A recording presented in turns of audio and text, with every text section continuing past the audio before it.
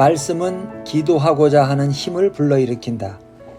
권력의 정점에 선 다윗 왕은 하나님을 위해 성전을 짓고자 했다. 하나님은 나단 선지자의 입을 빌어 성전을 세우지 말라는 메시지를 전하시는 한편 약속의 말씀을 주셨다. 여호와가 너를 위하여 집을 짓고 내 수완이 차서 내 조상들과 함께 누울 때에 내가 네 몸에서 날 내 씨를 내 뒤에 세워 그의 나라를 견고하게 하리라. 그는 내 이름을 위하여 집을 건축할 것이요 나는 그의 나라 왕위를 영원히 견고하게 하리라. 왕은 하나님의 집을 짓고 싶어 했지만 주님은 말씀하신다. 아니다. 내가 네 집을 세우겠다. 일종의 언어유이지만 대단히 강렬한 의미를 담고 있다. 다윗은 하나님의 영광을 드러내 보여주는 성전을 짓기를 원했다. 그런데 하나님은 사실상 역으로 제안을 하셨다. 다윗 왕가를 세워서 결국 더 영구적이고 광범위한 영향을 미치며 보편적인 방식으로 친히 그분의 영광을 드러내시겠다는 것이다. 은혜가 넘치는 약속을 받은 다윗은 고백한다. 만군의 여호와 이스라엘의 하나님이여 주의 종의 귀를 여시고 이르시기를 내가 너를 위하여 집을 세우리라 하셨으므로 주의 종이 이 기도로 주께 간구할 마음이 생겼나이다. 기도가 작동되는 내면의 움직임을 한눈에 볼 수 있는 대목이다. 성경에는 주께 간구할 마음이 생겼다라고 되어 있지만 히브리어 원문을 문자적으로 보면 하나님의 말씀이 다윗으로 하여금 이러한 간구를 드릴 마음을 찾게 해주었다 쯤으로 해석할 수 있다. 하나님의 말씀이 다윗의 내면에서 기도하고자 하는 소망과 욕구, 힘을 불러일으켰다는 의미다. 원리를 정리해보자. 하나님은 성경을 통해 말씀하시고 우리는 기도를 통해 반응한다.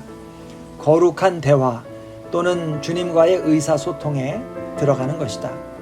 사무엘하 7장에 기록된 다윗의 간구는 참으로 대단한 기도지만 오늘날 크리스천들은 손꼽히는 구약시대의 성인들보다 훨씬 유리한 위치에 있다. 다윗으로서는 어떻게 왕위를 영원토록 튼튼하게 세워주시겠다는 말씀인지 어리둥절했을 것이 틀림없다. 이것은 고대 왕국에서 흔히 쓰던 전하 만세수를 누리시옵소서 퉁의 과장법일까? 그렇지 않다. 선지자 이사야는 이렇게 말한다. 그 정사와 평강에 더함이 무궁하며 또 다윗의 왕좌와 그의 나라에 군림하여 그 나라를 굳게 세우고 지금 이후로 영원히 정의와 공의로 그것을 보존하실 이에 관한 이야기를 들려준다. 어떻게 나라를 영원히 통치하는 인간이 존재할 수 있다는 말인가? 장차 태어날 아기는 전능하신 하나님이 되리라는 게 이사야의 답변이다. 인간에게서 태어나지만 하나님이 되신다는 것이다. 진정한 다윗의 후손으로 오신 그분은 썩지 않는 생명을 가졌으므로 왕위에 올라 영원토록 물러나지 않고 통치하신다. 그게 전부가 아니다. 그분을 믿는 이들은 스스로 하나님의 집, 즉 살아있는 돌들로 지은 성령님이 머무시는 성전이 된다. 모세는 목숨을 잃을까 싶어 감히 마주할 수 없었던 바로 그 하나님의 영광이 이제는 예수님으로 말미암아 죄를 용서받은 이들의 마음속으로 들어온 것이다. 그러기에 예수님은 이전까지 존재했던 선지자 가운데 세례 요한만한 이가 없었지만 그리스도의 제자들 가운데 지극히 작은 자라도 그보다 더 크다고 말씀하신 것이다. 당시의 청중들은 입이 다물어지지 않았겠지만 놀랄 일이 아니었다.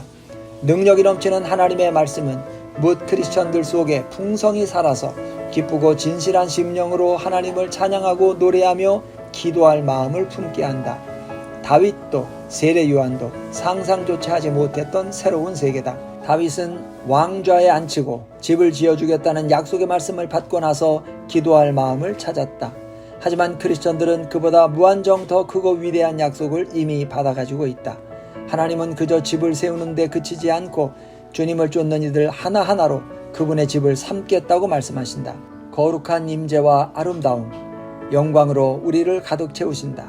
그리스도 안에서 자신이 어떤 존재인지 기억할 때마다 크리스천의 가슴에는 그 엄청난 약속의 말씀이 사무치고 번번이 기도할 마음을 찾을 것이다.